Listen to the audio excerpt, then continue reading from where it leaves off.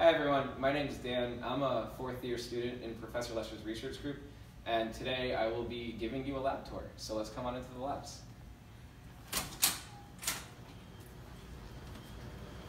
Okay, so we're going to start with the thermal analysis lab. I don't know if you guys can hear me.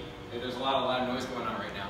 But basically, all these instruments in here are able to characterize both thermal and mechanical properties of small-scale samples. So for example, this instrument here is DMA, stands for Dynamic Mechanical Analysis. You can do this in tension or compression. So right now we have compression fixtures over here. And so by doing this, we can then study the rheological property of materials while going through different temperatures and transitions, such as glass transition temperatures as well as melting temperatures. Over here is thermal gravimetric analysis. So in this case, we can study the degradation of a sample as it goes through extreme temperatures. In this case, we can then figure out what temperature the material degrades or volatilizes by simply measuring the weight change with temperature as this goes through a ramp, for example. This instrument over here is DSC, otherwise known as differential scanning calorimetry. And in this case, this uses heat flow to measure thermal transitions. So polymers are semi-crystalline, and so while going through those transitions, we can then get information like the crystallinity as well as the glass transition temperatures. Okay, so now we're gonna move on to the instrument labs next. So we'll see what's going on up there.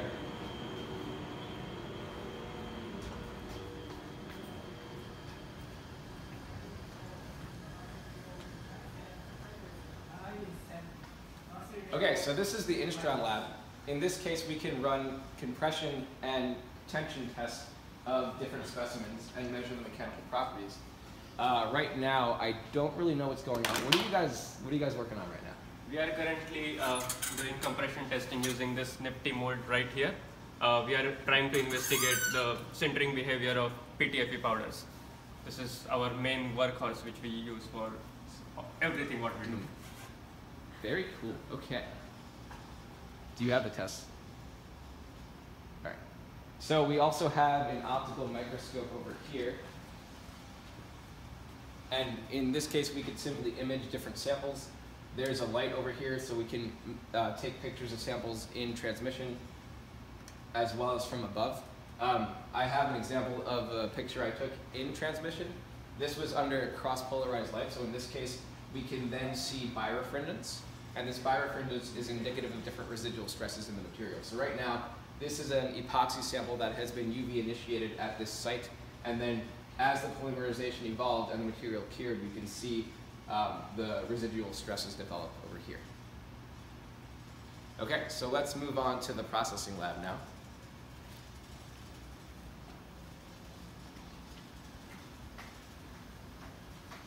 Hi, John. We're in the middle of a tour. You're going to run away from us? You can explain this. I guess I could try. So this is our processing lab. We do a lot of melt processing in here. There's a lot of equipment in here that I can go through, but I'll just go through a few basic things, I guess. So right now, this is a unit that can hook up to both mixers and extruders. We can do this at high temperatures. And so in this case, in this mixture, there are two blades that we can use, and they rotate countercurrently. And by doing this, we can melt mixed material, and we can add additives and do other flow-induced crystallization type studies using this mixture. We have also an extruder over here, and this is another way of melt mixing material. This is where we feed the solid polymer. There are 3 different heating zones, so we can take this to different temperatures, and then the polymer will come out as a melt through this die. And so this die, we can change it to different shapes. In this case, this is just a small capillary, but we can also do things like films, rods, and other type of processing as well. And so I think the only other thing that's important to show here is this is something that we can use to compression mold material. And so in this case, we have different geometries that we can place solid polymer into. While doing that, we can then place molds around it, place it in this instrument, heat it to whatever temperature we want, and then we can have whatever geometry we want of sample come out of that machine. And this is generally useful when we're fabricating, for example, mechanical test specimens that could go into the Instron as well as other test devices. Okay, so now let's move on to the wet lab. This is an engineering group, so this wet lab is going to be a very basic wet lab, but there are other cool stuff in here that's fun to show. So in this lab we have a few 3D printers actually. So this is an SLA printer. This stands for stereolithography. And in this case, what happens is there's uncured polymeric resin in the vat over here. A support comes down, lifts off the resin, and then UV light is used to cure a layer of that resin. And you could imagine that happening over and over and over again until you have a final 3D printed part. You can make very interesting geometries out of this. So we have a couple of cool printed things over here. So we have this castle, and we have, I don't even know what this is, but we have a bunch of other cool stuff as well. This frog, for example. So we can make a lot of cool, interesting material out of this. We also have an FDM printer over here that uses filament to extrude out polymeric sample as well. So you saw the extruder in the other lab. This pretty much works the exact same way, only on a much smaller scale. And so in these hoods, this is, I guess, what we would call chemistry, which is basically hot plates, and we use vials and stir bars to do most of our, resin curing and classic basic polymerizations. I guess I could turn the light on here. Yeah. Also, I should show you, this is a really intense UV light. So most people, when they cure gels, they'll have a UV light with an intensity of, I think, 0.4 or 0.5 watts per centimeter squared. This is actually 2 orders of magnitude higher than that. So this light is really intense, and we use this to initiate what is known as frontal polymerization. And in that case, what's cool about it is that once you initiate the polymerization, you don't need any additional energy to continue the cure. So you could actually watch it propagate spatially throughout the material, which is kind of nice.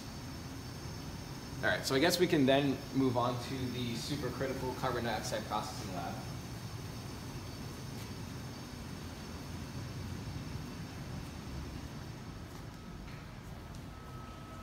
So in this lab, we do a lot of processing using supercritical carbon dioxide. What that means is that this is carbon dioxide above the critical point. And so the critical point of carbon dioxide is 31 degrees Celsius and I think 1100 PSI. And so we use these high pressure pumps connected to CO2 tanks to achieve those pressures. And actually, I could show you an example of a polymerization that's happening right now if you want to see it.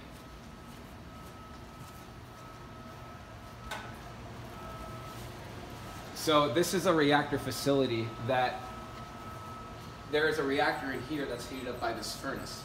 And you can see here, this is the pressure of the CO2. This is now 4,000 PSI approximately. So to give you an idea of what that is, that's actually 100 times the amount of tire pressure. So this is pretty high in pressure. These reactors can go up to 10,000 PSI. But the reason why we're doing this is because carbon dioxide in the supercritical state exhibits the permeability of a gas, but the density of a liquid. So in that case, we can then get solubility that we can't achieve otherwise, and so we can create cool kinetically trapped blends and other types of graphic copolymers that aren't originally able to be created. So I guess there's only one more lab left, I think. There's a lot of labs in my room. This last lab is called the PVT Lab, otherwise known as pressure, volume, and temperature. I don't know if anyone's in here. Oh, it looks like John's in here. How's it going, John? Good, how are you? Good. Do you want to tell the recruits what you're up Sure, to? so this is the PVT, stands very simply for just pressure, volume, temperature. And basically it's used to get thermodynamic properties of polymers at very high pressures, so we can go up to around 30,000 PSI and put any polymer, any sort of liquid, solid, or anything like that we need to in our reactor. Yeah. Very cool. And did you build this? No, it was built by previous students, and I just inherited it, but I will be changing it to make it easier to use. Cool. So, yeah. Thanks. Are we missing any more labs? Or any quiz? Oh, I guess I could show you guys TMA. This is actually a thermal analysis instrument, but because this is very sensitive to disturbances and people opening and closing doors, we had to move this to a more secluded area. And so this stands for thermomechanical analysis. And in this case, what happens is a probe sits on top of the sample, and then you can apply an oscillatory load and measure the response. So we can get rheological properties of material. In this case, I'm working on studying the sintering behavior of polymer powders. And so what that means is studying the ability of these powders to coalesce as they go through a transition. And so I'm trying to garner information about that using this instrument as we go through, for example, melting of polymeric powders. So I think that then concludes our lab tours. So thanks so much for watching the videos. Feel free to reach out to us if you have any questions. I think you will be sent contact information for any one of us in the group. So.